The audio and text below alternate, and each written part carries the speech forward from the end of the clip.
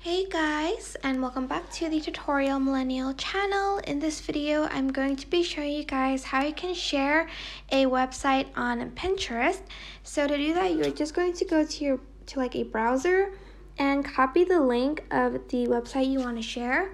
Go to Pinterest and press the plus button and press pin and select this website sort of icon and enter a link, or you can search it up and then press go.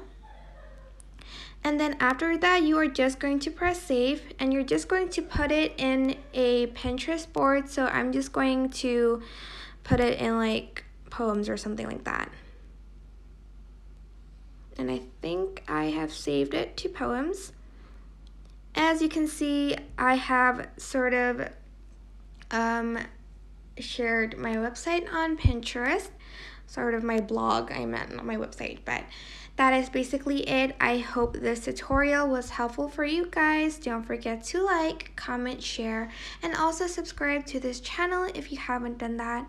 If you have any questions, just leave it in the comment section down below and I will try my best to answer them all.